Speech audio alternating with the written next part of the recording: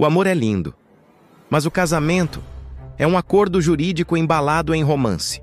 E como todo bom contrato, começa com promessas e termina com advogados. Mas como é que essa ideia, juntar duas pessoas e prender legalmente uma a outra, surgiu? A resposta é antiga, tão antiga que nem Cupido lembra mais. Muito antes do amor entrar em cena, o casamento era apenas uma transação. Lá na Mesopotâmia, 4.000 anos atrás, um casamento era basicamente um contrato de propriedade. O homem comprava a mulher do pai dela, em troca de vacas, grãos ou qualquer coisa que brilhasse sob o sol do deserto. O amor, esse nem era convidado para a cerimônia. Naquela época, casar não era sobre felicidade, era sobre herança. Quem ia ficar com o campo? Quem ia herdar as cabras? Quem garantiria que o filho era mesmo do dono da fazenda? Simples. Você amarra o compromisso em papel e em corrente. Mas calma, não foi sempre cinza e seco assim. Os gregos, por exemplo, transformaram o casamento em algo mais organizado. O noivo entregava uma maçã para a noiva, o que basicamente significava: agora você é minha propriedade, parabéns.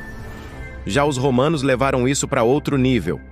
Eles criaram o consensus, a ideia de que o casamento só existia se os dois dissessem sim. Romântico? Talvez. Mas ainda era um contrato entre famílias, não entre corações. A coisa começou a ficar divina quando a igreja resolveu colocar o dedo, ou melhor, o anel, na história. Por volta do século IX, o cristianismo decidiu que casamento não era só um acordo, era um sacramento. Ou seja, agora, além de trair o cônjuge, você podia trair Deus junto. E é aí que a comédia trágica começa. Porque, enquanto o clero pregava pureza e fidelidade, os nobres faziam contratos de casamento só para unir terras e exércitos. Casar virou uma jogada política, uma fusão empresarial com bênção papal. Os sentimentos? Que ficassem para o lado de fora da capela. Foi só lá pelo século XVIII, com o surgimento das novelas, das cartas apaixonadas e dos poemas cafonas, que o amor começou a ganhar espaço na história.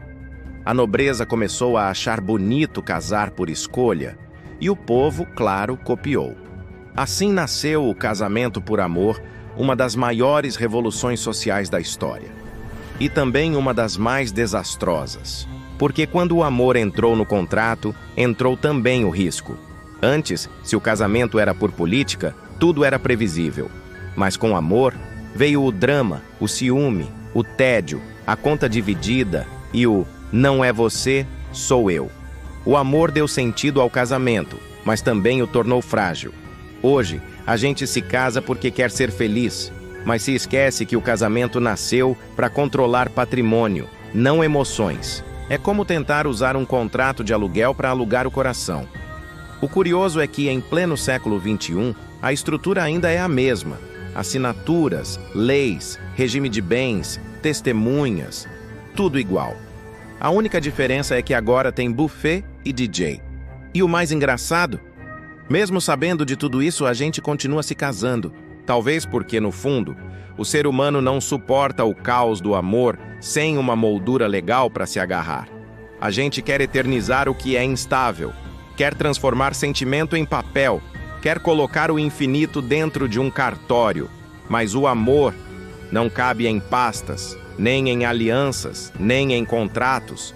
O casamento, no fim, é a tentativa mais nobre e mais cômica da humanidade de dar forma ao incontrolável. É a fé de que o para sempre existe, mesmo quando o bom dia já não sai mais da boca.